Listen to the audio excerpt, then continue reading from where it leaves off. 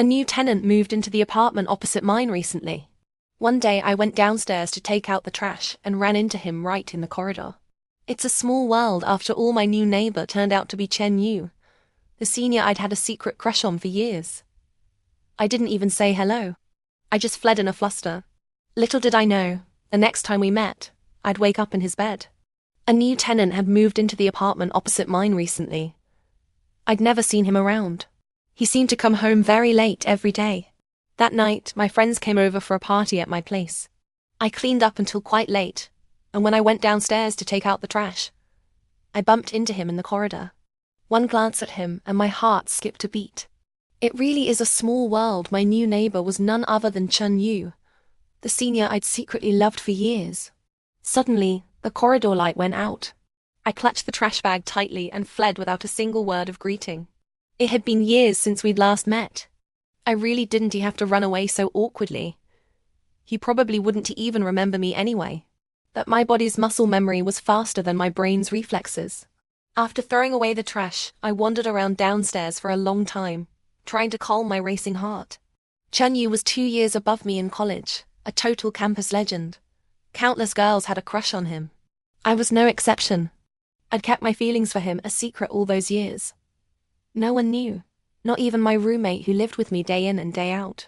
Back in college, I was just an inconspicuous girl, shy and sensitive. I didn't want to be laughed at, so I carefully hid my affection deep down. On International Women's Day, the company gave all female employees a half-day off. I hung out with a few single girlfriends from afternoon till night, drinking quite a lot of alcohol. I was completely tipsy and dizzy. I stumbled dazedly to my door. The fingerprint lock wouldn't work no matter how I pressed it, and it even said the password was wrong. Leaning against the door, I fumbled in my pocket for my phone, planning to call the property management to unlock it. Suddenly, there was a ding-dong sound, and the door swung open. I didn't have time to react. My feet tripped over each other, and my head bumped into something firm yet soft. A faint, clean scent wafted into my nose like the shower gel I used. I rubbed my forehead, and a warm, pleasant voice sounded above me, vaguely familiar. "Have you been drinking?" I nodded, my mind muddled. My head hurts. I feel a little cold. As soon as I finished speaking, I reached out to the side. A warm touch covered my fingertips, and I unconsciously leaned further in, craving more warmth.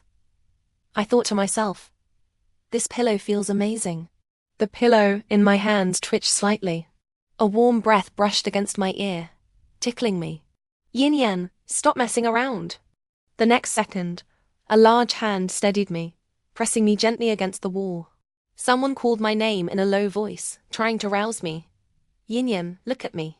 I lifted my head and opened my eyes. The light inside the room made me squint, my vision blurry. After a moment, a pair of beautiful fox-like eyes filled my sight. I asked in surprise, "Chen Yu? Why are you here?" "You haven't come to see me in ages. Ages since you've appeared in my dreams." I kicked off my high heels, stepped on his feet, tiptoed, and pressed a kiss to his lips soft, like cotton candy.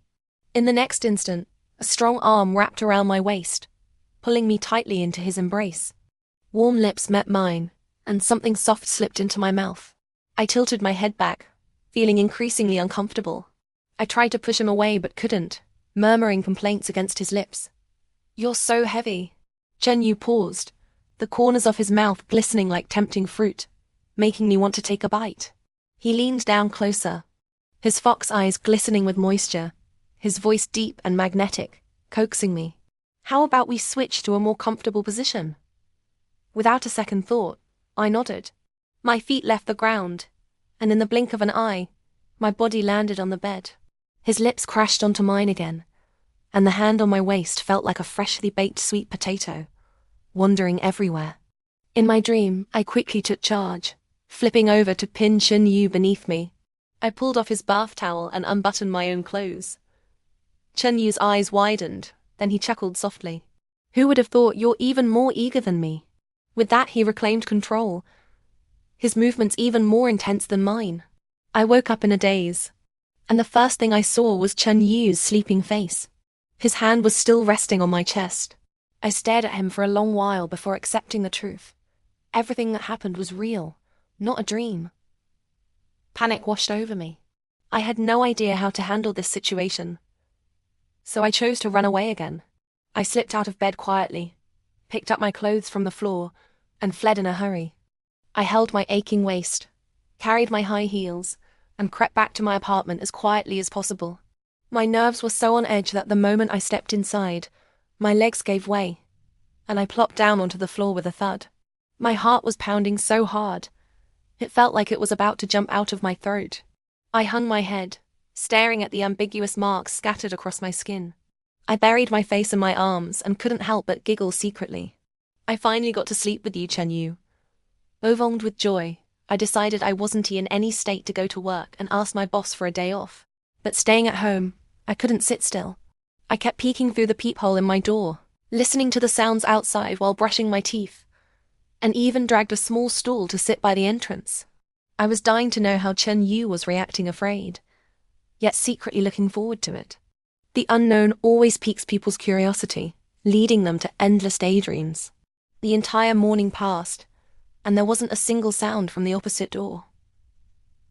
Chen Yu was still home. I chewed on the instant noodles in my hand, growing more and more anxious. I told myself he probably hadn't woken up yet, reassuring myself to wait a little longer. At around 2 o'clock in the afternoon, just as I was about to drift off to sleep, I heard the sound of a door opening. Reflexively, I stood up straight, took a deep breath and stared intently through the peephole. It was Chen Yu. He was coming out. He was dressed in casual clothes. As he turned around, he glanced at my door, but quickly walked to the corridor and pressed the elevator button. That's it. What's going on here? Wasn't he supposed to come over and confront me? I felt like a deflated balloon. I trudged back to my bedroom, threw myself onto the bed, and buried my face deep in the pillow. What exactly was I expecting? A one-night stand is just a one-night stand. You put your clothes on and leave at dawn. With so many girls fawning over him, Chen Yu was probably used to this kind of thing by now. Otherwise, how else would he be so skilled at that sort of stuff? No, wait. Chen Yu isn't that kind of person. Maybe he drank too much too, blacked out, and couldn't remember who the person from last night was. I tried to recall the events of the previous night, but all I could remember were the lingering sensations on my body and some fragmented, incomplete memories. And those fragments were growing more and more blurred as I sobered up. In the end, I strongly suspected that the Yinyin I heard was just my imagination. He probably didn't remember anything from last night. Even if he did, he wouldn't know it was the Yinyin. Thinking this way, I let out a long sigh of relief. At least I didn't lose out.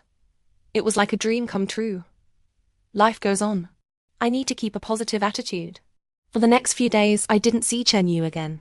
Fang Wei, my colleague and best friend, dragged me to the pantry and asked quietly, "What's on your mind lately? You've been zoning out in meetings and the boss has been eyeing you.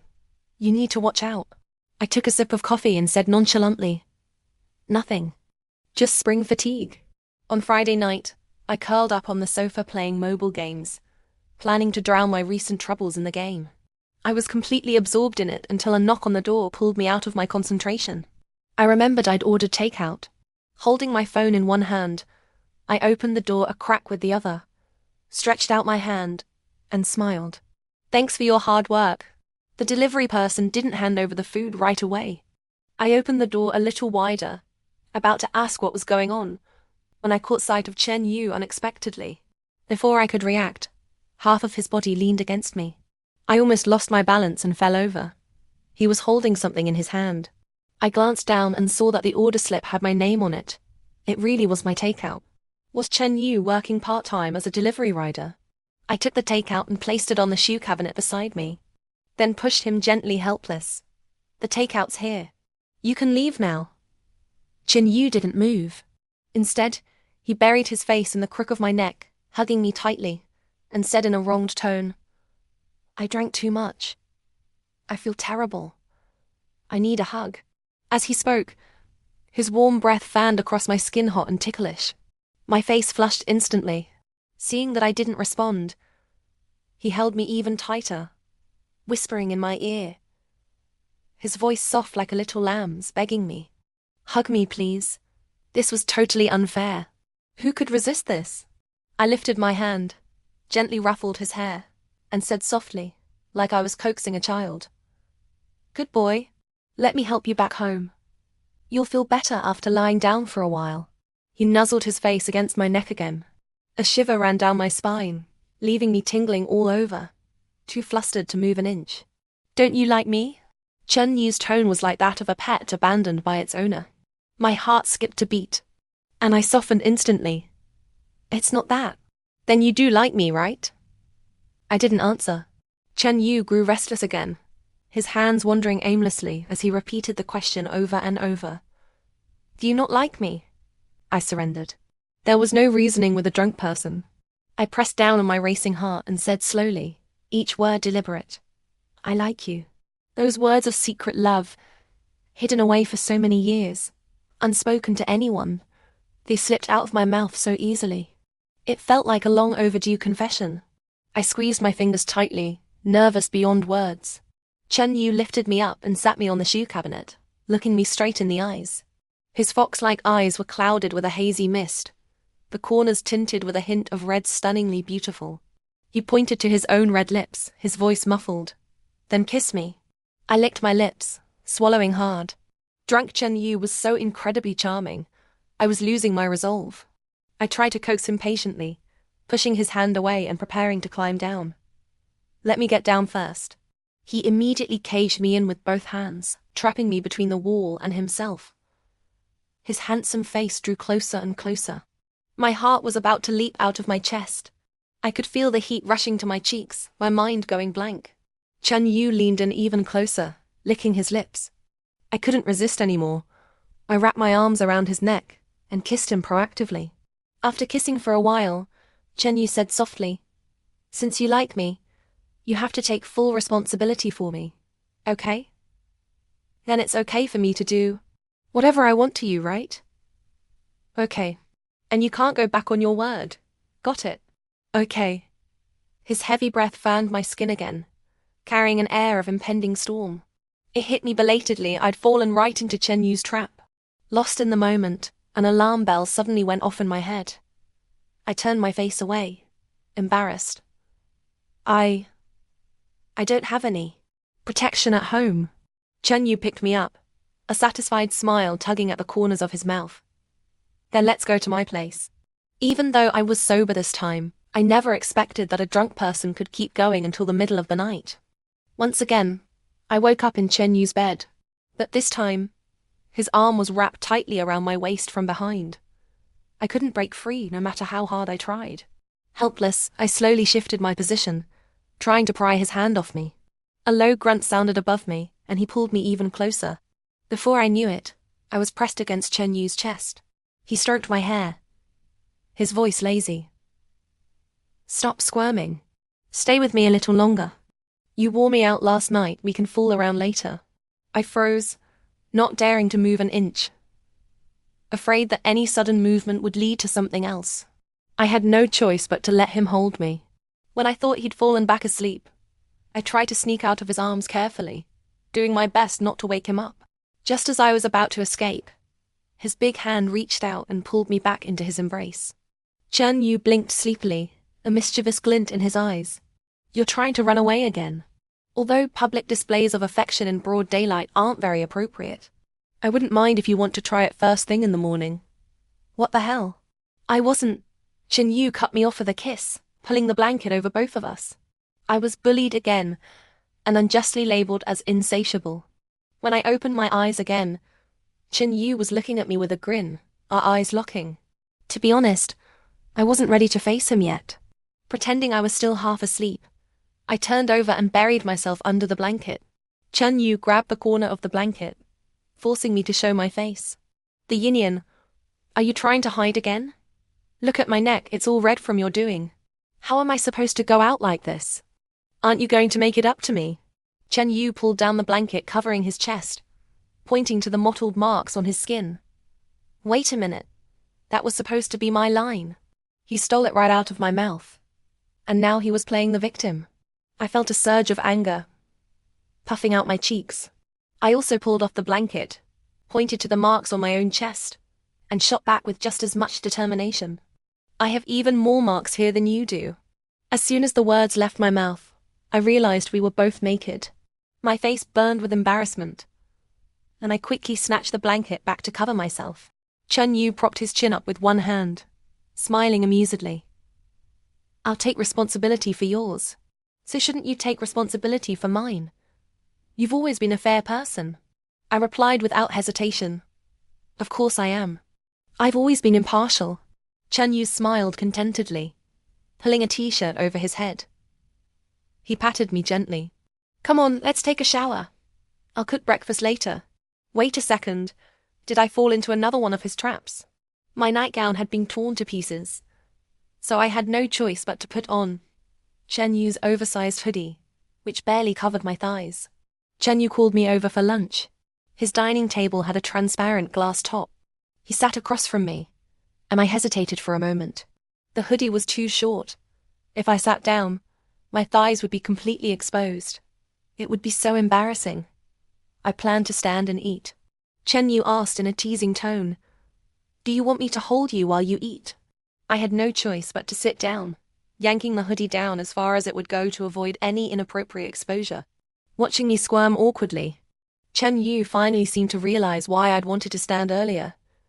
He raised an eyebrow, adding fuel to the fire. Don't worry, I'm not going to eat you alive. Yet. My scalp went numb. What kind of suggestive nonsense was that? I suspected Chun Yu had been corrupted by someone. I hung my head, picking at a few dishes with my chopsticks, eating quietly.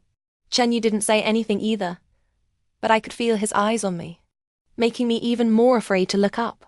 This was probably the longest meal I'd ever eaten in my entire life. Chun Yu stopped me as I reached for the dishes to clear the table. Do you have any plans for today? His question reminded me of the tea party Fang Wei had invited me to. I'm meeting a friend for afternoon tea. Guy or girl? Call me before you leave. I'm going out too. I'll drive you there. I don't. Before I could finish my refusal, he cut me off with a kiss. Chun Yu stroked my hair like I was a little puppy, his tone firm. Be good. But I really don't. I tried to object again, but he leaned down to kiss me once more. I quickly swallowed the last word and nodded. Okay. I followed Chun Yu down to the underground parking lot. Before I could walk to the back seat, he said, Sit in the front. The back's a mess. Even though it was still the cold spell of late spring, sitting in the car felt like summer completely disconnected from the world outside. The faint scent of aromatherapy reminded me that Chun Yu's clothes had smelled like this last night, making my face heat up involuntarily. I licked my lips, pressing them together nervously. Chun Yu suddenly asked, Thirsty? A little. Do you have any water? Just then, we stopped at a red light. Chun Yu twisted open a bottle of water and handed it to me. Thanks. His fingers tapped rhythmically on the steering wheel. He turned to look at me, speaking slowly. You've gotten so much prettier than before. And braver too. I ran my fingernail along the surface of the water bottle, lost in thought. It had been 2 years since I graduated. Occasionally, when I ran into college classmates, they all said I'd changed a lot for the better. In reality, I'd just gotten LASIK surgery and learned how to put on makeup.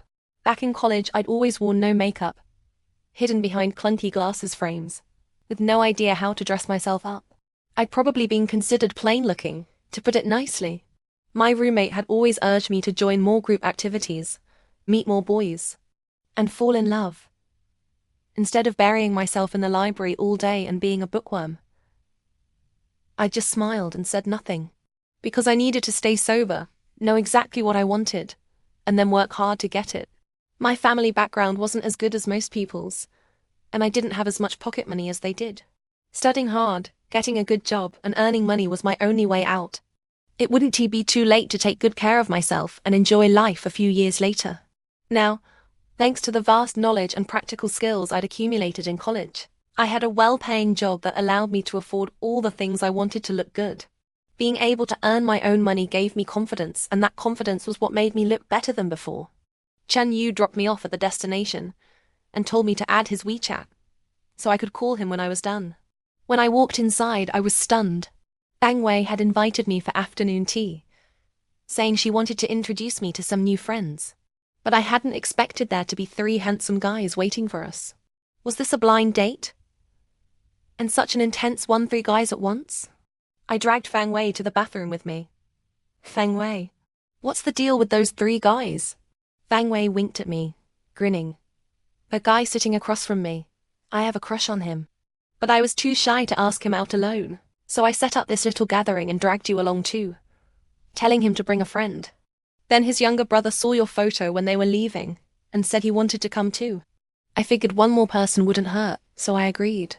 Fang Wei leaned in closer, whispering in my ear with a mischievous smile. Hey, the one sitting near the hallway, that's his younger brother. He's 2 years younger than you, a total soft boy type. Super sweet and thoughtful. I face-palmed, wanting to run away, but Fang Wei dragged me back to the table anyway. Yinyin, please, for my sake, since I'm already this old, help me out here. Fine. But this is the last time. No more springing stuff like this on me without warning. The soft boy Fang Wei had been talking about had sharp, handsome eyebrows and bright eyes. He looked very sunny, exuding youthful energy.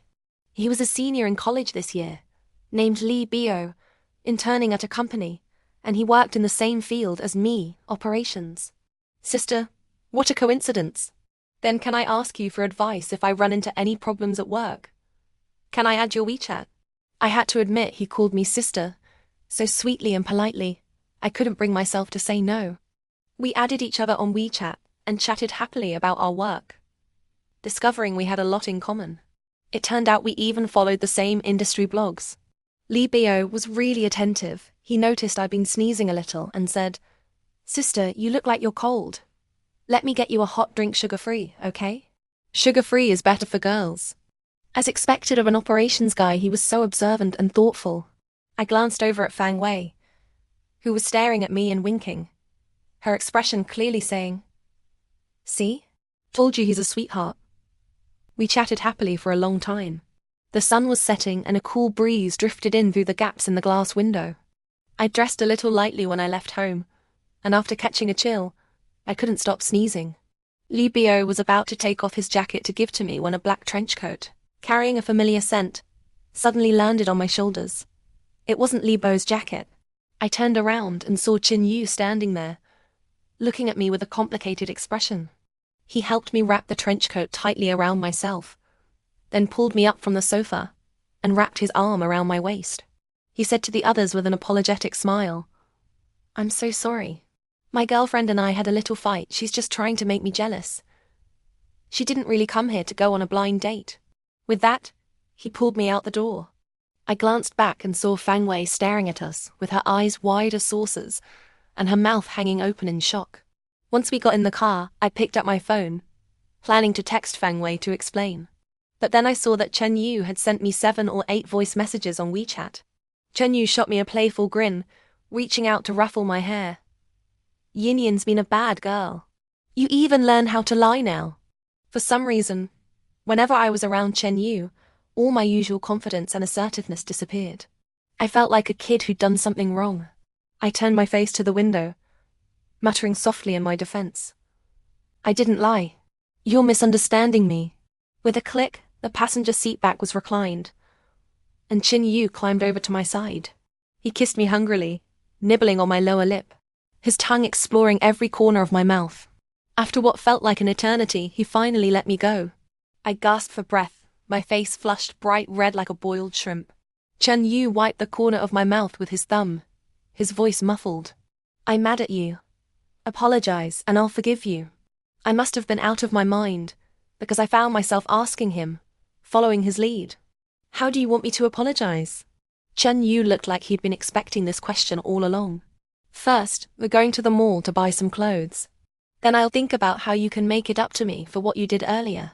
I kicked myself mentally. How did I fall for his trick again?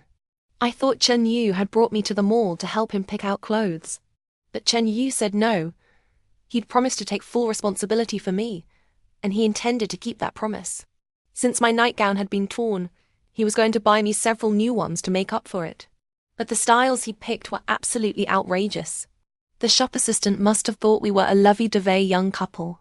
because she led us straight to the display rack filled with colorful lingerie and provocative outfits. I couldn't even look. I turned around, but I couldn't find a single piece that was actually wearable. What was the difference between wearing these and wearing nothing at all? People these days really had wild tastes. I was about to tell Chun Yu to take me to another store when I turned around and saw him telling the assistant to wrap them all up. I stopped him quickly. Don't waste your money. I can't even wear these clothes. Why are you being so polite with me? If you can't wear them, we'll just throw them away later. Polite my foot, I sighed resignedly. If he wanted to waste his money, let him. At least he'd be contributing to the GDP. Since he was being so generous, I treated him to dinner afterward. While we waited for our food, we caught up on what we'd been up to over the past few years. That's when I found out he'd been busy doing research in another city for the past few years, only transferring to this city a few months ago. He didn't ask about my love life, so I didn't bring it up either. He'd never lacked female attention. I figured he'd probably had his fair share of relationships. When he called me his girlfriend at the tea house, had he said it because he really liked me? Or was it just a man's innate desire to mark what he considered his? If he really liked me, why hadn't he said it outright? Did he know I liked him? So he was just stringing me along, taking advantage of me shamelessly. Was he just enjoying the thrill of being liked by someone? I couldn't figure it out. Even though we'd shared the most intimate moments together, the truth was we barely knew each other. We'd barely even spoken a few words back in college. It was time to stop. I couldn't let myself fall any deeper into this kind of ambiguous relationship. We listened to soft music on the radio, driving quietly home under the moonlight and the warm glow of the street lamps. The road stretched straight and smooth ahead, seemingly endless like a long journey of life. For a moment, I had this illusion that we were walking to the end of the world together. Happy, peaceful, forever. The lights of thousands of homes reflected off the car windows, and his profile was among them, so beautiful it felt like a fantasy. Unconsciously, I wanted to capture this perfect moment. I quietly traced the outline of his face on the windshield, stroke by stroke. A clean, handsome, shining boy. It was time to say goodbye. I was perfectly sober, fully aware that physical intimacy without love would only lead us both into a messy quagmire of regret. My greatest strength was self-awareness. I knew when to cut my losses and walk away. However, life had a way of slapping me in the face faster than I could have imagined. An hour later, I found myself face to face with Chun Yu again. His shower head was broken, and he'd come over to borrow my bathroom to take a shower. I'd just finished copying a page of Buddhist scriptures, finally managing to quiet the restless desires in my heart. But now my thoughts were in complete chaos again. All that effort copying those scriptures had been for nothing. I always believed in solving problems at their source. So while Chen Yu was in the shower, I grabbed my toolbox and went over to his place to fix the shower head. After all, I'd been the champion of the school's handy person competition. Back in the day, soldering circuit boards was child's play for me. Unscrewing the bolts was a bit of a workout. I struggled with all my strength to clean out the clogs, and screwed everything back together. Just then, Chen Yu walked out of the bathroom, wrapped only in a towel, and looked at me in surprise. You can fix this too. Yinyin, you're such a hidden gem. I was so flattered by his praise that I let my guard down a little, feeling a bit smug. I waved him over. It should work now. Go try it. With a whoosh, a cascade of cold water poured down from above, soaking me from head to toe. I was completely dumbfounded. Oh no. I'd forgotten to switch the shower head setting back to normal. I couldn't even open my eyes. In a panic, I grabbed the nearest towel to wipe my face. I froze in shock. The thing I grabbed wasn't a towel at all. It was Chen Yu's bath towel. Chen Yu was completely naked now. I looked down at myself and gasped again in horror. My clothes were completely soaked through. Clinging to my body like a second skin, I was practically transparent. One unexpected disaster after another in life. They really made things difficult. My face turned bright red with embarrassment. I hung my head, stammering out an apology. I didn't mean to. I'll leave right away, I'm so sorry. Before I could step out of the bathroom, Chen Yu blocked my way. A strong sense of foreboding washed over me. Chen Yu took a step closer, then another. I had nowhere to retreat. I couldn't bear to look down, and looking him in the eyes felt weird too. So I had no choice but to look up. My gaze met Chen Yu's. His eyes were filled with amusement, his gaze burning hot with desire. He smiled, his voice low and teasing. "Yinyin, you're just too cute." He leaned in closer, whispering in my ear, continuing to tease me. "Yinyin, why is your face so red? Do you need your brother to help you cool down?" The way he drawled the word brother was so seductive. It sent shivers down my spine, making my heart race with forbidden thoughts. I silently recited Buddhist mantras in my mind. Form is emptiness. Emptiness is form. Lust is nothing but a knife hanging over your head. Chen Yu whispered a few more words in my ear, his breath tickling my skin. That devilishly handsome face of his was so tempting. I felt like I was being seduced by a male fox spirit. I broke my promise to myself. I'd sworn not to fall for him again. But here I was, succumbing to his good looks once more. To make matters worse, after teasing me mercilessly, Chen Yu insisted on making me say things. After kissing me until I was breathless, Chen Yu asked in a husky voice, "Yinyin, what do you want to do now?" Another trap. I refused to believe I couldn't outsmart him this time. But Chen Yu was far more patient than me. I lost again. I stumbled over my words, forcing the last word out through gritted teeth. The bathroom was filled with steam, and the air seemed to hum with the sound of love, lingering there for a long time, refusing to dissipate. I woke up to the sound of a light spring rain pattering against the window. Chen Yu was still asleep beside me, looking peaceful and content. Lying in bed, my mind replayed the absurd events of the past few days over and over again, filling me with a sense of confusion and restlessness. I got up and walked to the balcony, sliding the door open. The air was still cool with the chill of late spring, and the wind carried the damp, fresh scent of rain into the room. The cool breeze gradually calmed my chaotic thoughts, clearing my head. My feelings for Chen Yu had never been love at first sight, nor had they grown from spending a lot of time together. After all, we'd barely had any contact over the years. I'd only watched him from afar, admiring his way of dealing with people, his insightful opinions, his empathy. I'd been delighted to discover that we shared similar values and aspirations. Those small, unspoken moments of connection, occasional encounters, brief conversations had planted a seed in my heart, which had slowly taken root and sprouted. Only when it finally bloomed did I realize what it was: love. Flowers are symbols of beauty in the world, gorgeous yet fragile. I cherished this feeling so much that I'd nurtured it carefully all these years, keeping it hidden away. They say that when you raise flowers, the flowers raise you in return. I wanted to be like Chen Yu, kind, capable, a dream chaser. The first time I met Chen Yu was at the freshman orientation meeting of my department. He and a senior sister had been our class mentors. He'd smiled like a warm spring breeze, answering everyone's questions enthusiastically. At the end of the meeting, he'd given a speech full of positivity and hope. I noticed that most people had grown tired of the usual cliches and well-meaning advice. They weren't really listening. Everyone was whispering to each other, talking excitedly about all the fun they were going to have in college. But Chen Yu seemed completely unaffected. He'd kept smiling, his eyes clear and sincere. I could feel his genuine hope and passion. I agreed wholeheartedly with his values, quoting the ancient scholar Zhang Ziyi, to establish the mind for heaven and earth, to set the path for the people, to continue the lost teachings of the sages, to bring peace to all future generations. I felt a deep resonance with his words. He'd been an incredibly dedicated mentor. In just a few short days, he'd memorized the names and faces of every single person in our class. Whenever we ran into each other on campus, he'd greet me warmly, smiling kindly. He'd been this gentle and kind to everyone around him, like a cool summer breeze blowing through the mountains, refreshing and comforting. He'd been incredibly athletic too, good at all kinds of ball games, and even skateboarding. With his good looks, top grades, position as student council president, and reputation as a star student in the lab, he'd become the undisputed campus heartthrob without any effort at all. I closed the balcony door again, lost in memories of those rare moments I'd spent with him back in college. At the end of my freshman year, just before winter vacation, the school got a new principal.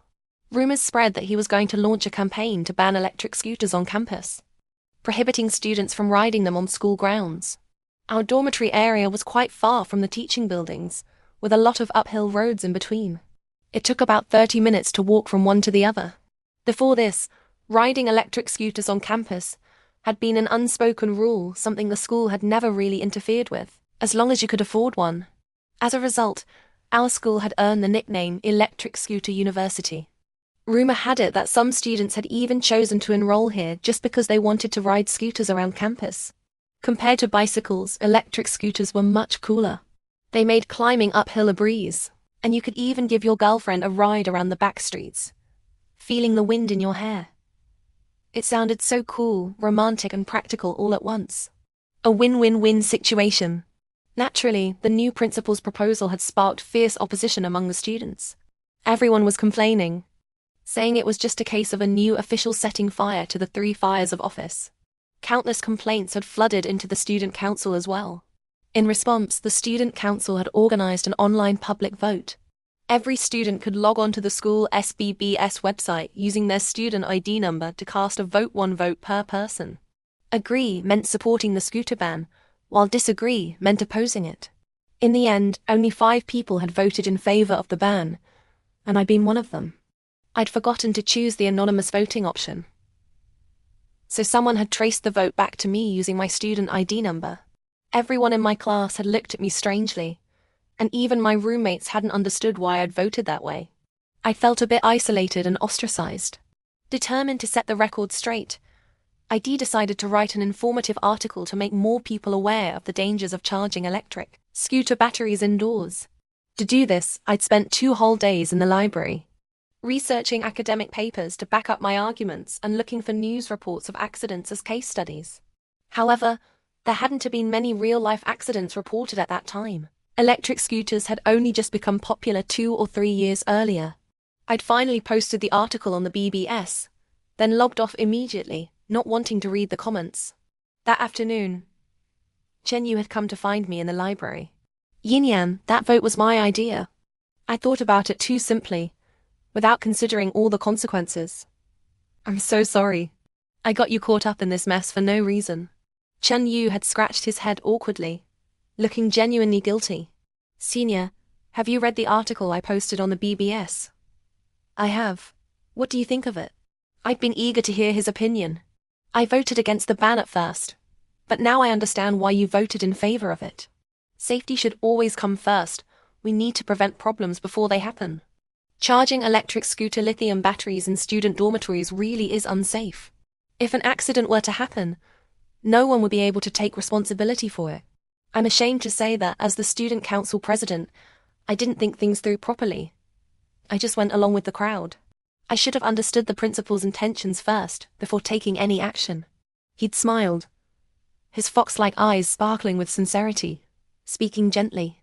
Yinyin, you see further than I do. We chatted about some trivial things after that. After saying goodbye, I'd taken a few steps back toward the dormitory when he suddenly called out to me, asking curiously, if you'd chosen to vote anonymously, would you still have written that article? I'd thought of a quote by Xi Tixing, then smiled and replied, treat the suspicious glances of others like willow, the wisps in the dark, and walk boldly down your own path through the night. Someone had walked past, and the library's automatic door had slid open again. He'd been standing outside the door, and I'd been inside. We'd looked at each other and smiled. Outside, the first snow of winter had begun to fall. Tiny, glistening snowflakes had settled on Yinyin's shoulders, catching the glow of the setting sun. And in that moment, he'd been etched forever into my heart. The next day, the student council had revoked the results of the vote, announcing that they would follow the school's decision. They distributed a printed copy of my article to every dormitory in the school. After winter vacation ended and the snow melted, spring finally arrived. One evening, after the library closed, I'd been walking back to my dormitory as usual. I hadn't gone far when a light drizzle began to fall, carried by a bone-chilling wind that slapped me in the face. Yinyin had called out to me from behind. Yinyin, didn't you bring an umbrella? No. It's freezing out here. Come here, sit on the back of my bike, and I'll give you a ride back. I'd shaken my head vigorously. No, it's okay. I can walk back by myself. Yinyin, don't be so polite. It's really fine. Before I could think, the words had tumbled out of my mouth. It's not fine. Yu had looked shocked. Why not? I hadn't wanted to explain, so I just kept walking. But he'd followed me, asking me why over and over again. Finally, I'd given in, sighing. Can I be honest? Of course you can. Senior, you're so popular, everyone is so interested in your personal life. There are going to be a lot of people leaving the library after class soon. If you give me a ride back to the dormitory, I'll definitely be the subject of gossip tonight. I don't want to deal with all that trouble. Keeping a safe distance from you is the smartest thing to do. Thank you for your kindness, but I really appreciate it from afar. Yu had looked like he'd just heard the funniest joke in the world, laughing so hard that tears had formed in the corners of his eyes. I'd glanced around nervously, relieved that there was no one else around. I'd shushed him urgently, my face turning red with embarrassment. Stop laughing. Yu had wiped the tears from his eyes. The corners of his mouth stretched into a wide grin. Is Yinyin really this shy? His gaze had made me feel flustered and nervous. I'd held up my hands, making a small circle with my fingers, and whispered defensively. Yes. A person's courage is only this big. Yinyin, you're too cute. My heart had suddenly felt strange, beating so fast it hurt. Odd. We'd been talking about courage. So why was my heart acting this way? Was my heart trying to take one for the team for my courage? Yu had stopped teasing me then. He'd taken off his jacket and thrown it to me, telling me to throw it in the trash can when I got back to the dormitory building. He'd said the jacket was old and he wasn't going to wear it anymore anyway, so he wanted it to fulfill one last mission, to shield me from the rain. I'd wanted to throw it back to him, but he'd already ridden his bike far away, disappearing around the corner in the blink of an eye. When I'd gotten back to the dormitory building, I hesitated for a long time before finally taking the jacket back to my room and folding it neatly, tucking it away in my closet. Yu and I had run into each other often in the library over the next few months, but we'd never chatted, just exchanged a quick nod of greeting. During my sophomore year, on Halloween, our class monitor had organized a trip to an amusement park to go through the haunted house. I'd refused to go at first, but the monitor had said I'd missed too many class activities already. If I didn't go this time, I'd be disrespecting him. Plus, my roommates had bombarded me with sweet talk and persuasion, so I'd finally caved and agreed to go. I'd never expected Yu and that senior sister to be there too. The senior sister had looked delicate and feminine, clinging to Yu and saying she was scared, insisting on pairing up with him. Someone had suggested we split into pairs to go through the haunted house, and I'd been so annoyed. The haunted house rules hadn't said we had to go in pairs. Going in groups would have been totally fine too. All three of my roommates had been in relationships, so I'd felt awkward asking any of them to pair up with me. After everyone else had found partners, only the monitor and I were left. I'd had no choice but to team up with him. My roommates had praised me, saying I looked so brave and fearless, unlike the other girls who'd had scared written all over their faces. They hadn't known that I'd been terrified out of my mind, but they pressured me into coming, so I'd had no choice but to go along with it. Whether I was scared or not, I'd still had to go inside the haunted house eventually. So, I decided to save my energy and stop pretending to be brave. I saved my trembling for when we were actually inside. Yu and the senior sister had been the second to last pair to go in, and the monitor and I had been the last. Damn it! The monitor had been completely unreliable. As soon as we'd stepped inside, he'd been scared half to death by the first ghost, and had run forward as fast as he could, leaving me standing there alone, completely dumbfounded. The eerie music, the cold, drafty air, the floating blood-stained cloths, and the various ghost dolls popping out of the corners. Everything had terrified me. My fingers had gone cold, and every step I'd taken had felt like walking on thin ice. I tried to convince myself, using positive self-talk. This is like a dark forest. The ghosts here are trapped in a cruel, terrifying existence every day. But the Yinyin you are a beam of light, here to save them. These ghosts are poor and pitiful. Don't be afraid of them, sympathize with them instead. This little psychological trick had helped me feel a little better. But when I turned the second corner, a ghost had suddenly jumped down from above, scaring me so badly that my glasses had fallen off my face. Oh no. I couldn't see anything now, it was pitch black, and I had no idea where my glasses had landed. In the darkness, a warm hand had taken hold of my cold, trembling fingers. A familiar voice had sounded in my ear, reassuring me. Yinyin, it's me, Yinyin. He'd helped me put my glasses back on. Thank you. Wait, why are you here? Where's the senior sister? I got lost. Oh, what about the senior sister? We got separated. I'd pulled my hand back from his, following him closely behind, taking small, cautious steps. My body had still been trembling uncontrollably. Shen Yu had asked me, "Are you scared?" I'd squeezed my fingers tightly, answering honestly, "Yes." He turned around, holding out his hand to me. "Then do you want to hold my hand?" I'd waved him off quickly, panicking. "No, it's okay. It would look bad if people saw us." I'd heard Shen Yu laugh softly again, then he'd suggested, "How about this? You can hold on to the back of my jacket, and you can take off your glasses if you can't see the ghosts. They won't scare you anymore. I'll warn you if there's anything in front of you."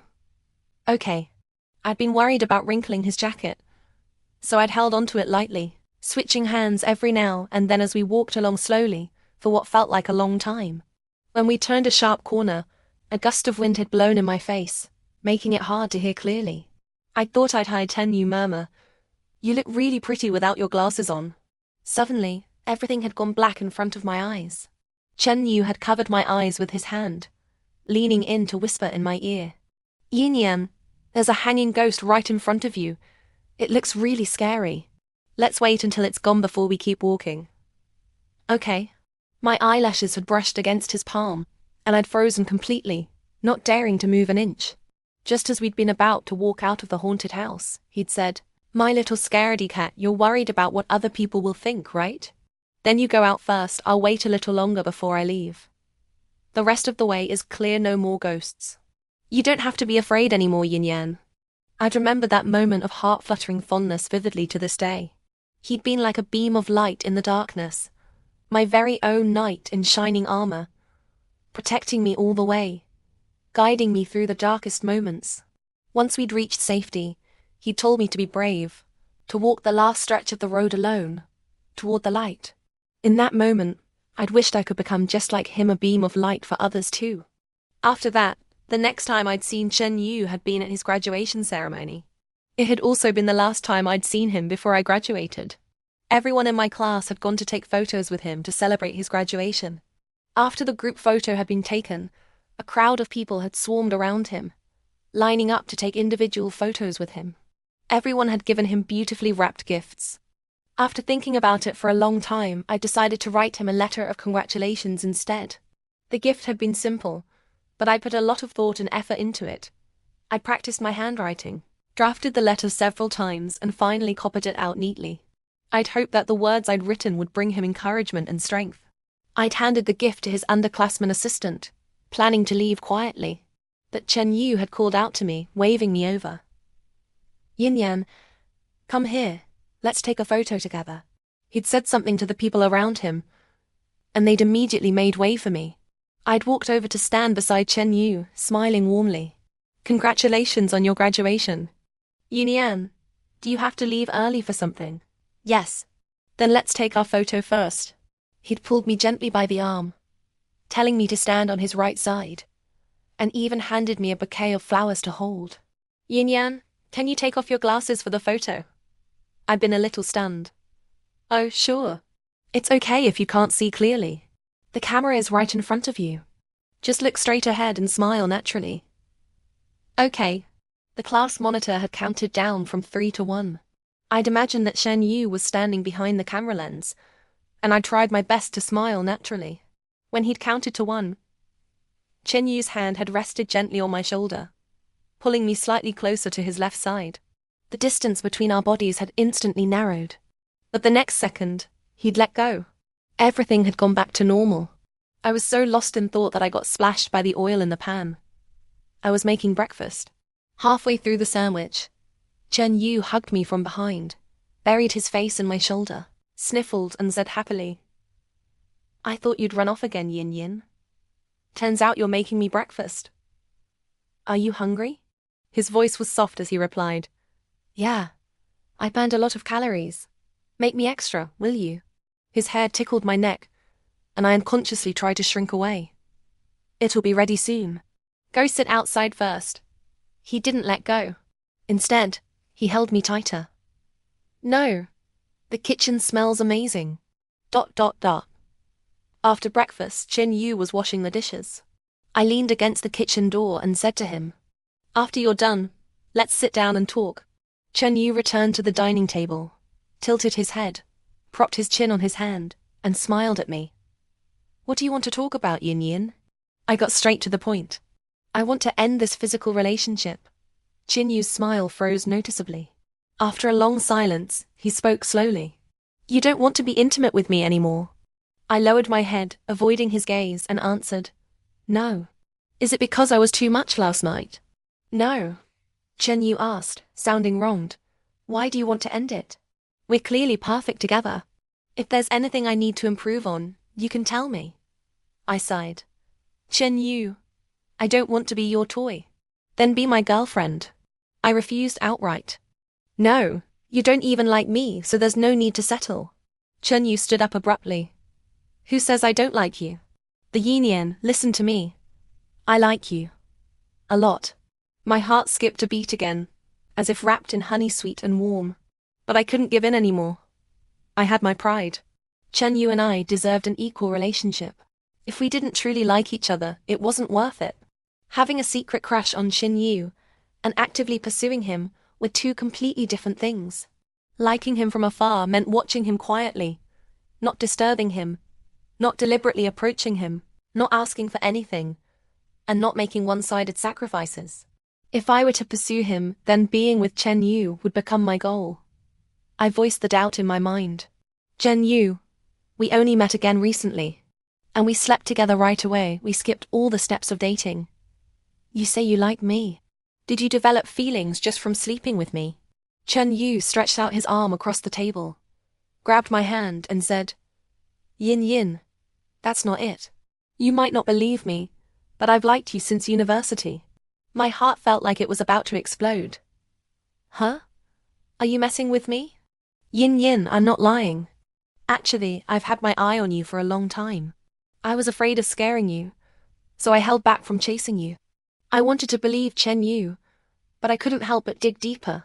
What exactly had he liked about me back then? Then tell me, what do you like about me?" Yinyin looked embarrassed, hesitating as he spoke. It's hard to put into words right now. Can you understand that irresistible feeling? Like dreaming about you, crying under me. Yinyin, this man really couldn't be serious for even a second. I needed to think of a way to handle him. Suddenly, an idea popped into my head. So many people had chased him. What would it be like for him to chase someone else? Maybe this was a chance to set him on the right path. So I suggested, "If you can't answer that, it's hard for me to believe you. But there's a way for you to prove it." "What way?" "Prove it with actions. Chase me. Make me feel your love. And in the end, I'll give you an answer. Deal?" Yinyin's furrowed brows relaxed, and he broke into his signature smile, leaning his nose closer to mine. "You're right. I shouldn't wrong you, letting me get this good deal too easily. I'll do whatever you want, baby. If you want me to chase you, I'll chase you. But can I still keep on?" I guessed what he was about to ask, so I quickly covered his mouth with my hand and cut him off. "Until you catch me. Don't even think about anything, not even a kiss." Yinyin pressed his lips against my hand. "Then I'll start chasing you tomorrow. Today, I'm going to kiss you as much as I want." Yinyin. PH. Ever since Yinyin entered the picture, he's been like my personal over-the-top butler. Not that it's a bad thing, though. On workdays, there's a scheduled wake-up call, a never-repeating variety of breakfast, and thoughtful pick-up and drop-off services. Because of the incident at the milk tea shop the other day, Fang Wei grilled me until I spilled everything. During lunch break, Fang Wei asked me, "When are you going to agree to be his girlfriend? With such a handsome guy hanging around you all the time, how can you stand it? Only those who endure hardship can get ahead. Patience brings blessings. If he doesn't tone down his act of it, I'll be the one suffering." Fang Wei put some food on my plate. Look at your skinny arms and legs, your physical fitness really isn't great. You need to nourish yourself. Exercise more often to build up your strength. I didn't like exercising. Fang Wei really had a mouth like a crow's. Somehow, Chen Yu got it into his head to start showing up at my house every night, dragging me out to run with him 3 kilometers minimum. No exceptions. I was going crazy. We agreed he'd be chasing me. So why did it turn into me chasing him every night, trailing behind his heels like a lost puppy? I suspected Chen Yu was getting back at me, but I had no proof. Chen Yu grinned innocently. I run with you every day to make you faster and stronger. Isn't that nice? Aren't you touched, Yinyin?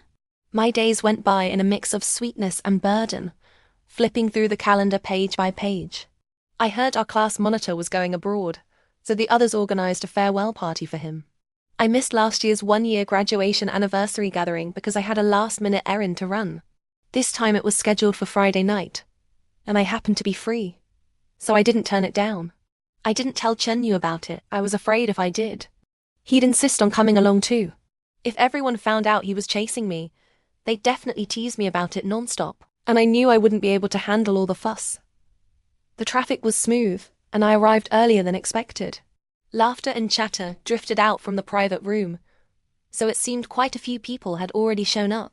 I was about to go in when Yu Hao, who was leaning against the door, sized me up and blocked my way. Hey, beautiful, you look unfamiliar, who are you? I waved at him. Yu Hao, it's me, the Yinyin. Yu Hao's eyes widened in surprise. Wow, Yinyin. You've changed so much, you're so beautiful, I didn't even recognize you. Hearing the commotion, a bunch of people gathered around, teasing me about whether I'd gotten plastic surgery, and asking for my surgeon as WeChat ID. Someone else joined in the fun. Yinyin, where's your boyfriend? Why didn't you bring him along? I don't have a boyfriend, I'm single, okay?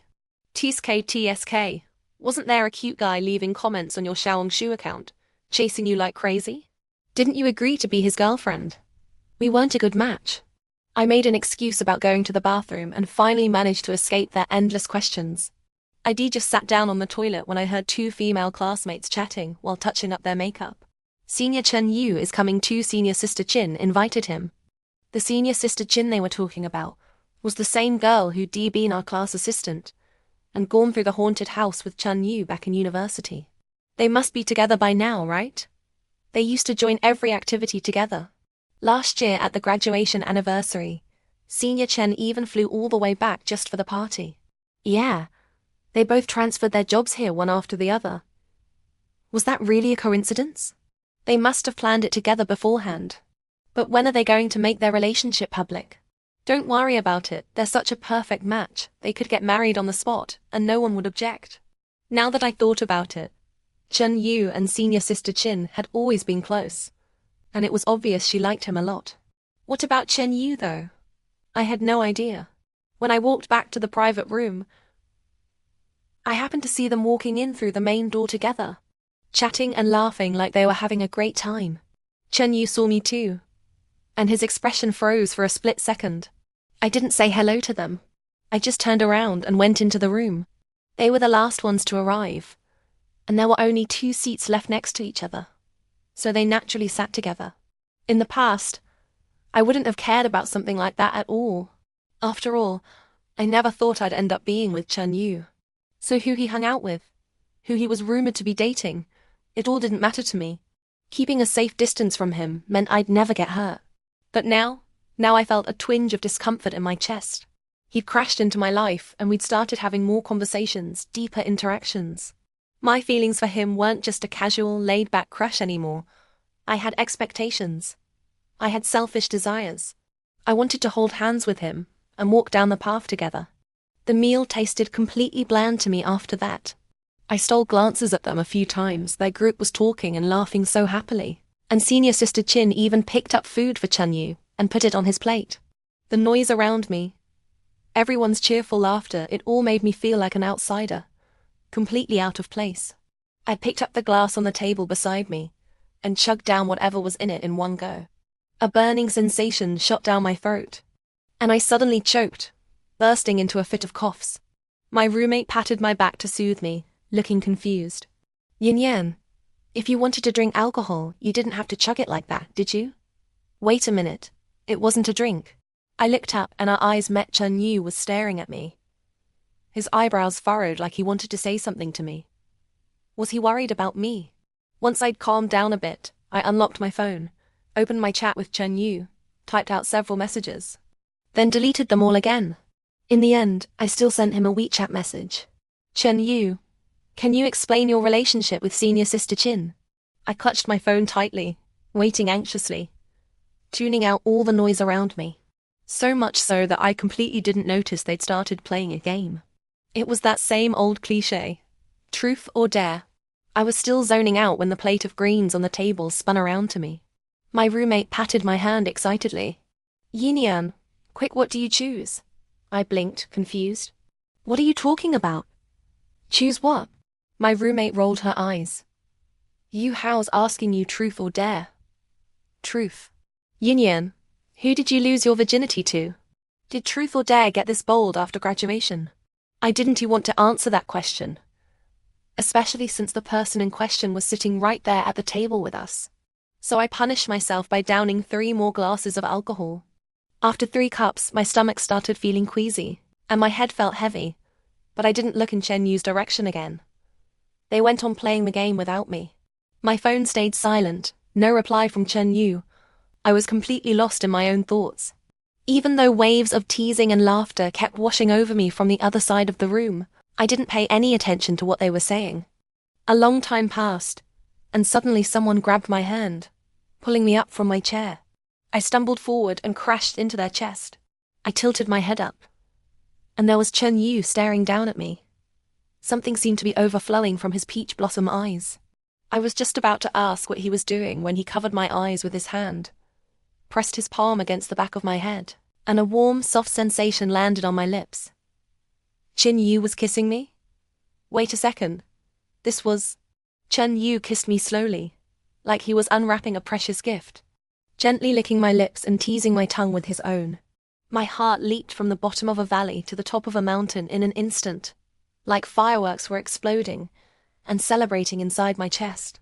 All that anxious, on-again, off-again uncertainty vanished without a trace. Chen Yu kissed me for a long time before finally pulling away. He leaned down and whispered in my ear, "I only like you. That's my answer." Almost instinctively, I looked over at senior sister Qin. She looked absolutely heartbroken, biting her lower lip like she was about to cry. My heart tightened suddenly, a sharp pain piercing through my chest. I felt so awful, like I wanted to burst into tears and let it all out. Tears blurred my vision, and I let out a loud sob, my shoulders shaking uncontrollably. Chen Yu and everyone else were startled by my outburst, freezing in place, not knowing what to do. Chen Yu gently rubbed my back, pulling my head to rest on his chest, and apologized in a panic. "Yinyan, it's all my fault, don't cry, okay? It's my fault. You can scold me, hit me, anything, just please stop crying." Several other classmates chimed in with apologies too. "Yinyan, I'm sorry, we didn't realize we went too far. We won't play truth or dare anymore. Please don't cry your eyes out." I couldn't explain to them that I wasn't crying because Chen Yu had kissed me. I was crying because I'd seen how heartbroken senior sister Qin was, like I could feel her pain myself, knowing her heart was breaking into pieces, and I just felt so bad for her. Then I heard Chen Yu comforting them. "It's my fault. It was my turn to choose a dare. And this had nothing to do with any of you. I'm chasing Yinyin right now, and I think I must have scared her." The atmosphere in the room shifted subtly. Some people came over to pat Chen Yu on the shoulder, others whispered good luck to him, and a few even shouted, "Get together," at the top of their lungs. I was still leaning against Chen Yu's chest, and the air was thick with a vague sense of awkwardness and affection. I hiccuped through my tears and whispered to Chen Yu, "I want to go home." "Okay. At my place." I tried my best to hold back my sniffling, making my voice sound as normal as possible. Then I bombarded him with questions one after another. "Has senior sister Qin liked you for years? Did she confess her feelings to you? Did you reject her? Why did you two come to the party together?" Chen Yu used his knuckle to gently scratch the tip of my nose. "Are you jealous? Are you upset? Is that why you were crying earlier? Just answer my questions first." He ruffled my hair and said seriously, "All right. Senior sister Chin and I were classmates in high school. She confessed her feelings to me right after the college entrance exam. But I didn't have those kinds of feelings for her, so I turned her down on the spot. Over the years, I've tried to talk her out of it countless times, telling her not to waste her time on me, that it wasn't worth it. But she said it was her choice and I couldn't take that away from her.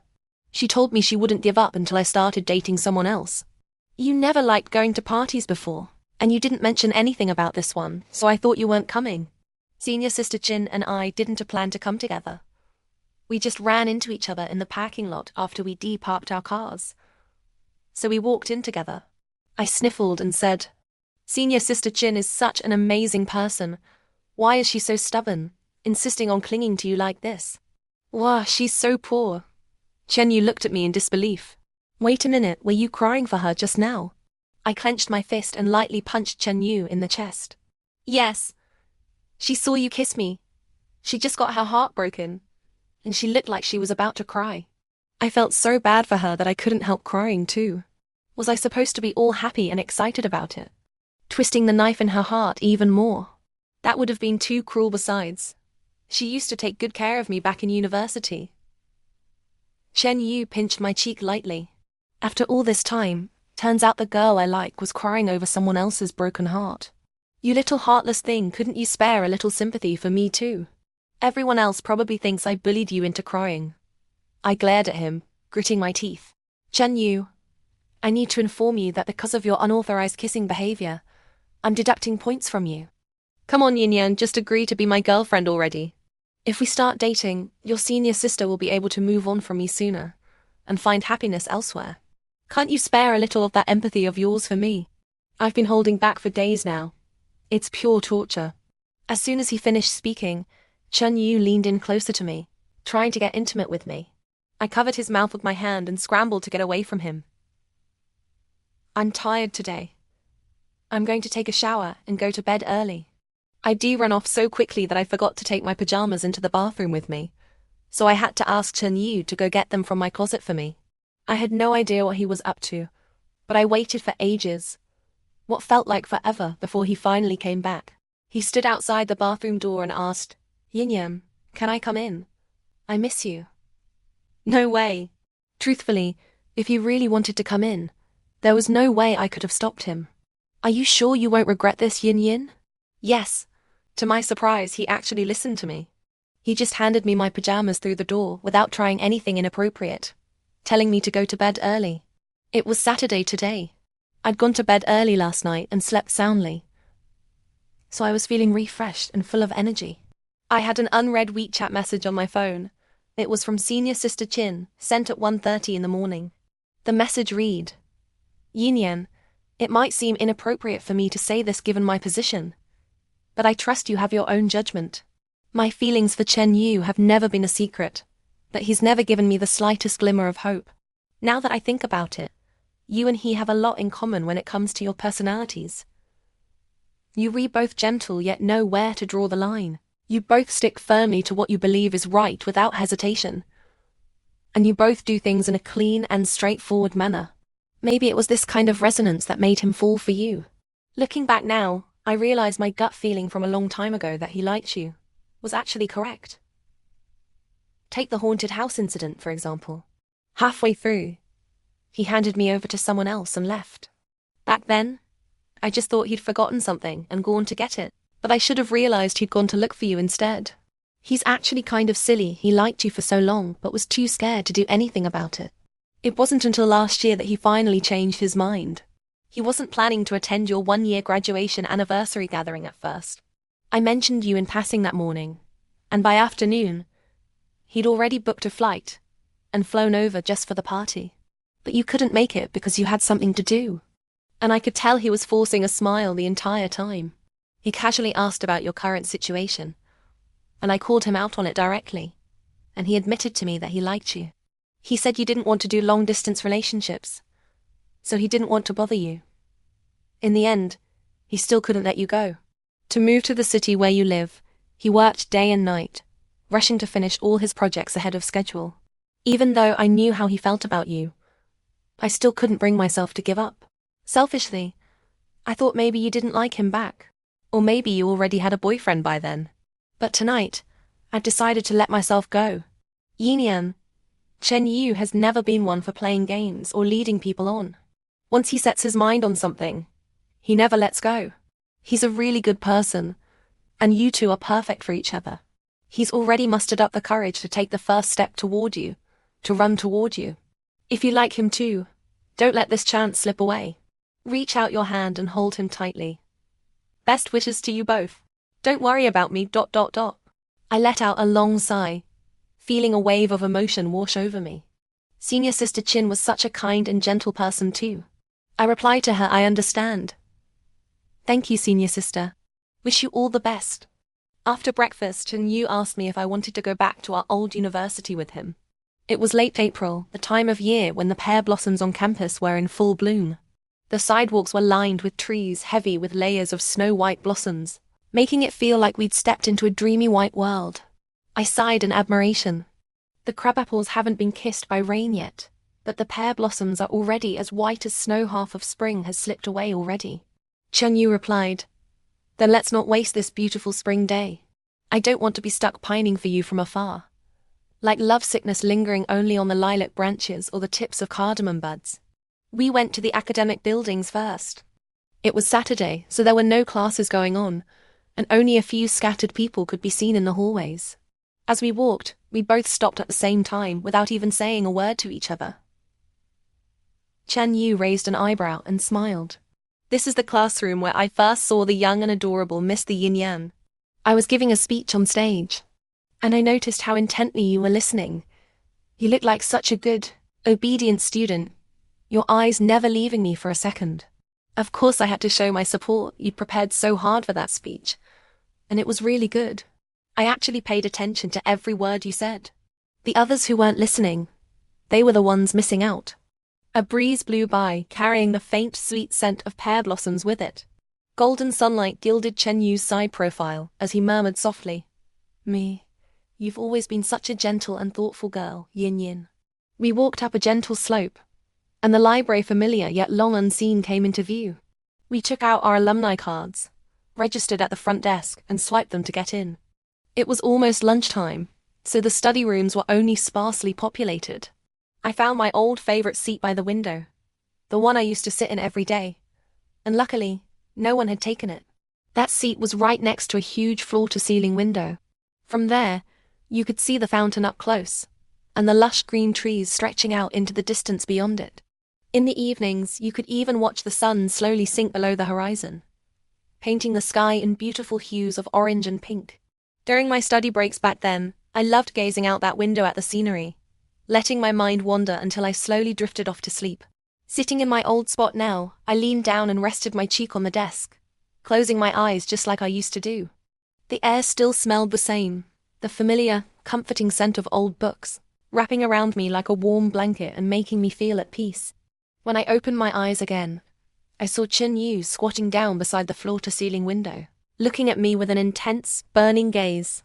His hand traced the contours of my face, gently caressing my cheek until his fingers reached my lips. Then he leaned in and kissed me softly. My heart skipped a beat, and my face flushed bright red in an instant. For a split second, I had a sudden illusion like I was looking at the Chen Yu from my university days. He turned his phone screen toward me, and there was a message written on it.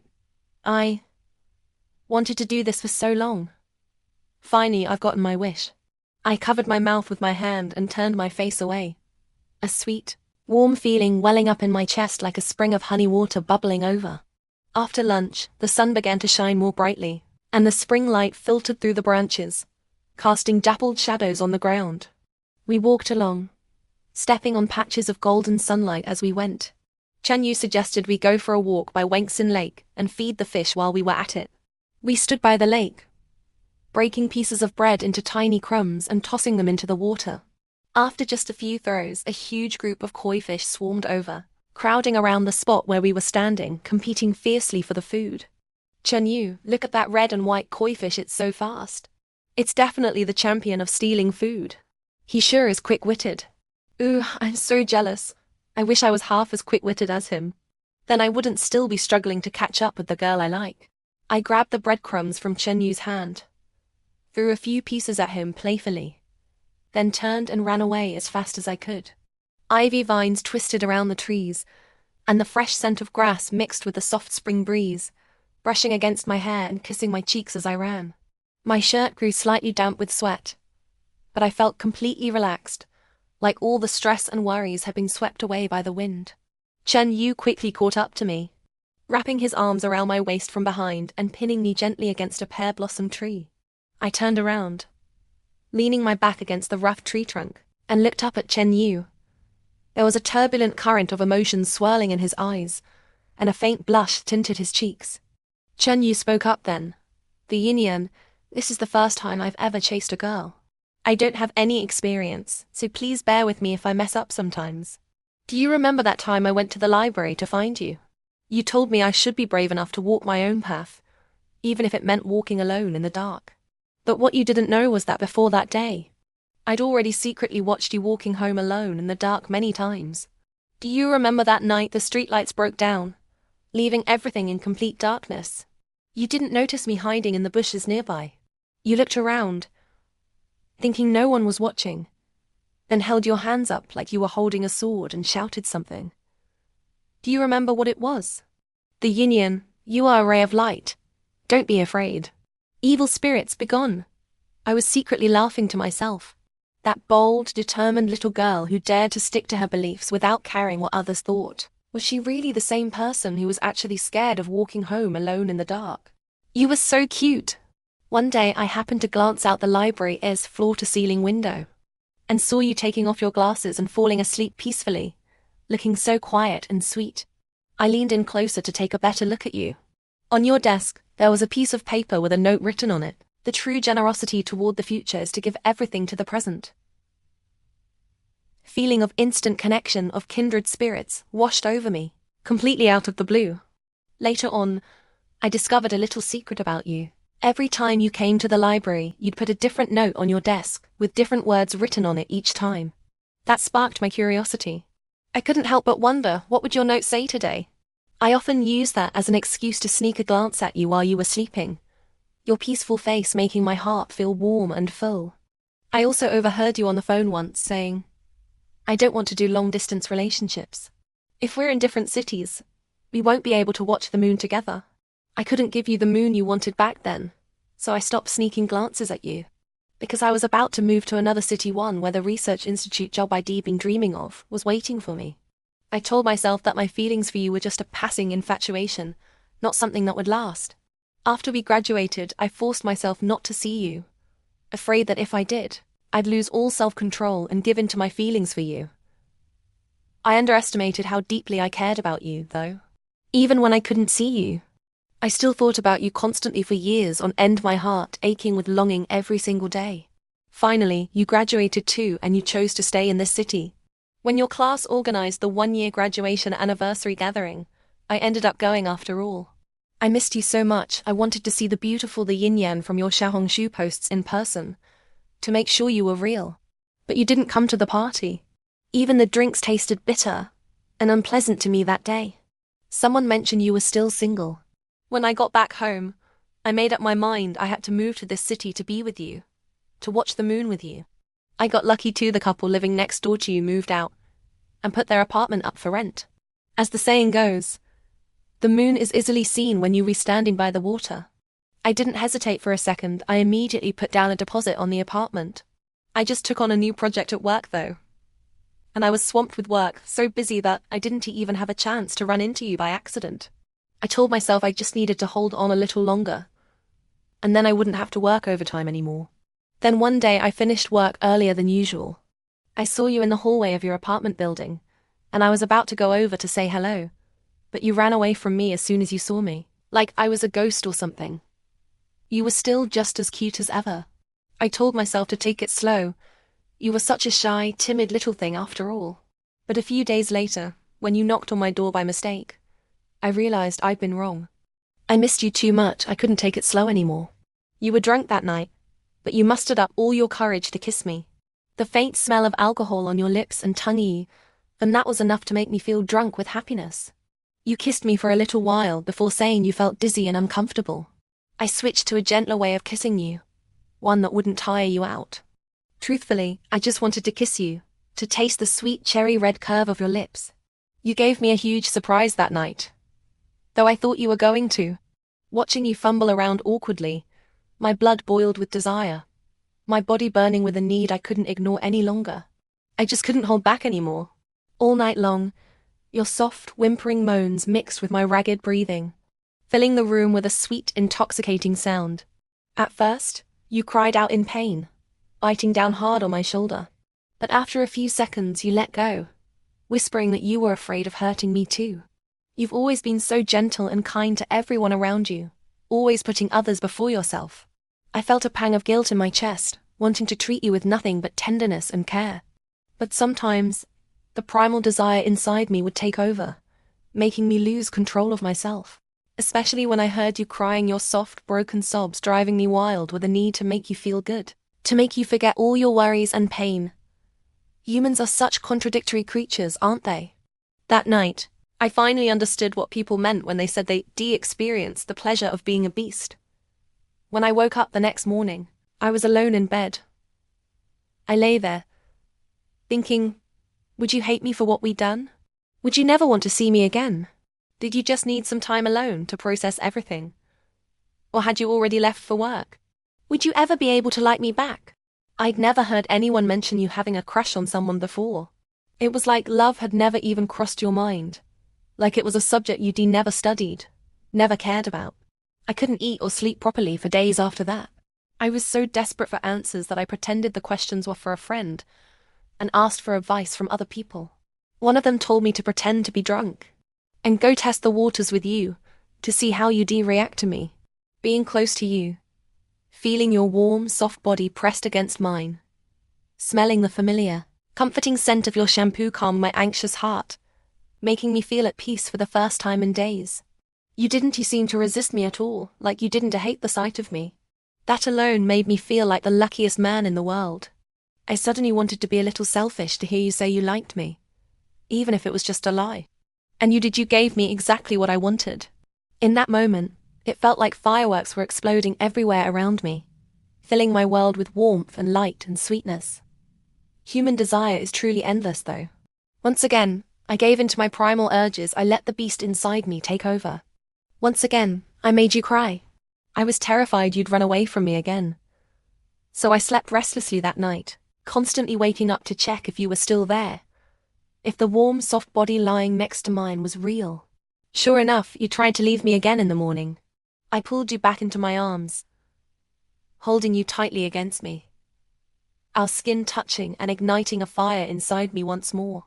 Dark, possessive thoughts filled my mind, thoughts of keeping you with me forever, of never letting you go.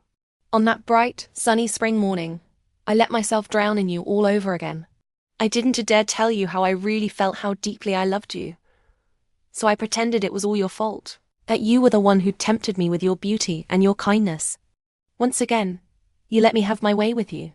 I wanted to cling to you, to make you mine, even if I had to use underhanded, shameless methods to do it. I dug a trap and waited for you to fall into it. I wanted you to be responsible for my happiness for the rest of my life. The Yinyin, listen carefully to my question. Are you willing to take responsibility for me? Are you willing to be with me? Sunlight filtered through the layers of pear blossom branches, casting a warm glow on Chen Yu's eyes and softening his features. Behind Chen Yu, pear blossom petals danced in the air, fluttering down gently and landing on his shoulders. I felt a sudden sense of disorientation, as if I'd been transported back to that first snowfall we'd shared, where we'd looked at each other and smiled. The crystal clear snowflakes settling on Chen Yu's shoulders, and a warm, fuzzy feeling had suddenly bloomed in my chest. Only now did I realize back then, it was the snow in my heart that had been slowly melting away. I stared into Chen Yu's eyes, which were brimming with emotion like a pool of clear water. It was like watching a tiny stream flow over snow-capped mountains, wind through vast fields, travel through the changing seasons, twist and turn, and finally rush all the way to me, right in front of my eyes. I'd never imagined that Chen Yu had been watching me quietly from afar, in the corners I'd never noticed, caring about me. and hiding his deep affection for me all this time. A secret crush that had waited patiently to bloom, turning into a mutual love that had been there all along. I plucked a pear blossom petal from his shoulder, holding it gently in the palm of my hand. I pressed my hand to my chest, trying to contain the overwhelming joy that threatened to burst out of me, but I couldn't stop the smile from spreading across my face. Chen Yu, do you know the flower language of pear blossoms? It's pure love, silent waiting, and never being separated. This pear blossom petal, it's my answer to you. I opened my arms wide and threw myself into his embrace, hugging him tightly, holding onto my happiness with all my strength. We stood there, wrapped in each other's arms, in the middle of this beautiful, blooming spring season. We went to a 5-star hotel with a rooftop suite that overlooked the entire city. Pear blossom trees were planted all around the suite, and the wind blew gently, carrying the sweet scent of the flowers through the open windows, filling the air with a faint, fragrant aroma. Dusk fell, painting the sky in shades of red and orange, the clouds glowing like fire. We watched as the last golden rays of the setting sun faded away, waiting for the colorful twilight to slip through our fingers, and enjoying a delicious dinner together. The stars began to twinkle in the sky, one by one, and Chen Yu suddenly covered my eyes with his hands, a playful smile in his voice, as he said he had a surprise gift for me. I let him lead me forward without hesitation. Now, no matter how dark it was in front of me, I wasn't afraid anymore. After a few minutes, he removed the blindfold from my eyes. I looked around and realized we were standing on the hotel's rooftop balcony, and next to us, there was an astronomical telescope set up, pointing toward the sky. I turned to Chen Yu, confused. You brought me here to look at the stars? No, he replied, shaking his head. I brought you here to look at the moon. As soon as he finished speaking, Chen Yu pulled me into his arms, leaning down to whisper lazily in my ear. Watching a crescent moon shining through the pear blossoms, lying in the gentle breeze that carries the scent of crabapples, holding the woman I love in my arms. Who would ever want to go back to the Prime Minister's mansion or the Emperor's palace after experiencing this? I rolled my eyes at him playfully. Speak human language, please. His large hand slid down to my waist, his fingers caressing my skin gently as he grinned mischievously. A tree full of pear blossoms and a stream reflecting the moon. Who does Yinyin belong to tonight? I saw right through his little act and called him out on it. If you want to sleep with me, just say so directly. Stop beating around the bush with all these ancient poems and pretending to be some kind of noble gentleman. You even lied to me about coming here to look at the moon. Chen Yu laughed and pulled open the balcony door, pushing me gently from behind and leading me back into the suite. A wall of floor-to-ceiling windows greeted us, offering a panoramic view of the city's night skyline, the lights twinkling like stars below us. A full moon hung in the sky, hazy and beautiful, surrounded by a thin layer of mist, casting a soft silver glow over everything. Chen Yu pressed me up against the glass window, his voice low and husky as he whispered in my ear, Yinyin, I wasn't lying to you. You can watch the moon all you want, I'll just watch you. Then he leaned down and kissed me, a slow, passionate, lingering kiss that made my knees go weak. After he pulled away from the kiss, he suddenly pulled something out of thin air, holding up 2 thin straps of fabric in his fingers. A sly smile on his face as he asked, Yinyin, don't you think this pajama set is beautiful? It would be such a waste to buy it and never wear it. Would you put it on for me, please? Oh my god. That was the extremely skimpy, almost unwearable pajama set I bought on a whim at the mall the other day. I suddenly realized why Chen Yu had taken so long to get my pajamas for me last night. He'd been setting a trap for me this entire time. Chen Yu, you've been planning this all along, haven't you? I refuse to wear it. If you don't like this style, that's okay, there are plenty of other styles for you to choose from. Take your time picking, you'll definitely find one you like. It seemed like Chen Yu wasn't going to let me off the hook that easily. I quickly racked my brain for another excuse. These pajamas haven't been washed yet, they're not clean, so I can't wear them. Don't worry about that, Yinyin. I washed them for you last night, hand-washed them personally, then dried and sterilized them thoroughly. This sneaky, scheming man. I swear Chen Yu had a Doraemon's magic pocket or something, because he pulled another item out of thin air, holding it up for me to see. It was a jacket, and it looked strangely familiar to me. Chen Yu raised an eyebrow at me, a knowing smile on his face as he asked, Yinyin, tell me, what's this? I recognized it instantly. It was the jacket Chen Yu had thrown to me that time. Back in university when I'd forgotten mine, and gotten caught in the rain. I'd kept it all these years, carefully folded in the back of my closet.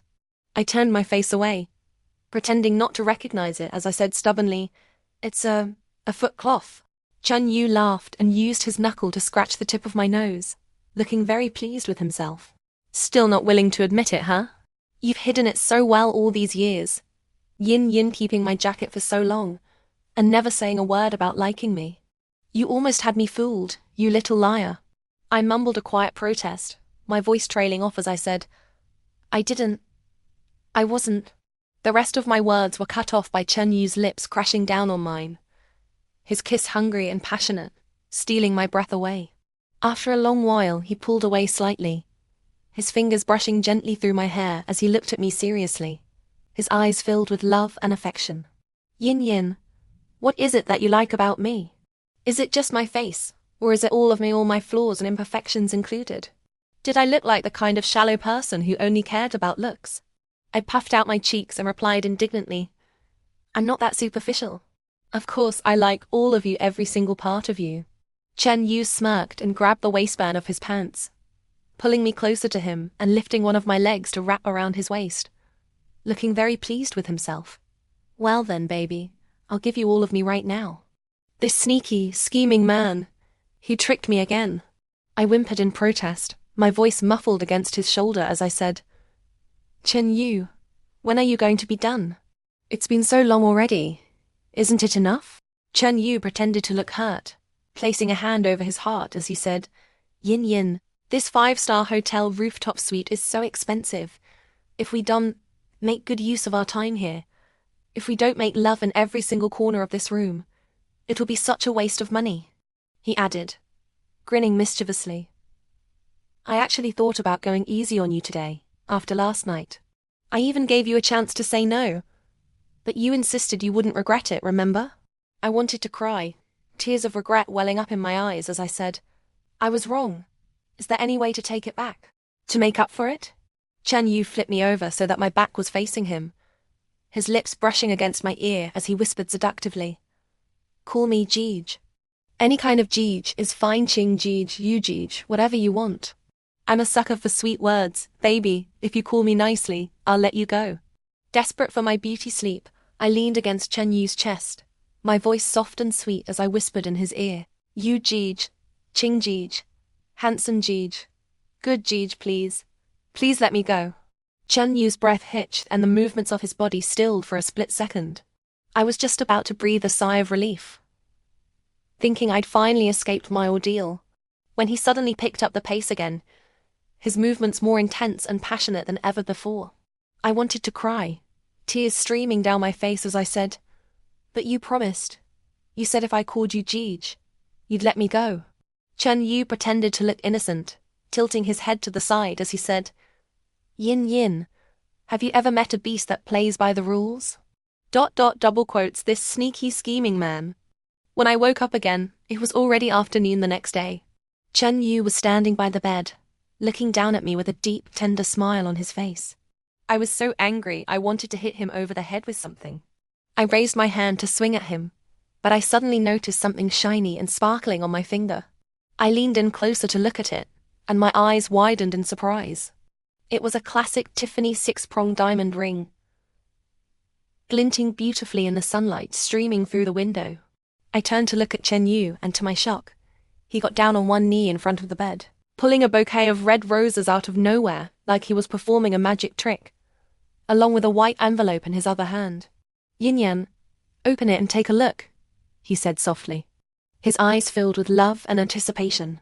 I knew perfectly well what he was about to do. He was proposing to me, but my hands still trembled uncontrollably as I reached out to take the envelope, my heart pounding wildly in my chest, filled with overwhelming joy. I opened the envelope and poured out its contents onto the bed. Inside, there was a household registration booklet, his hukou, several bank cards, a car key, a book, and a small piece of paper with a note written on it. The note said simply, "You are my moon." The book was Wang Xiaobo's Love You Like Love Life. Yinyin, Yi said, his voice sincere and full of emotion, looking up at me with eyes that shone like stars. The password for all the bank cards is yesterday's date. This is all my savings, everything I own. I can earn money, do housework, and keep you warm in bed. Will you take me in? I love you. I love you like I love life itself. Tears streamed down my face, soaking my cheeks, but I didn't care about my messy hair or my rumpled pajamas. I jumped out of bed and threw myself into his arms, hugging him as tightly as I could. And for the first time in my life, I said those 3 precious words out loud. I love you. We held each other tightly, wrapped in a warm, loving embrace.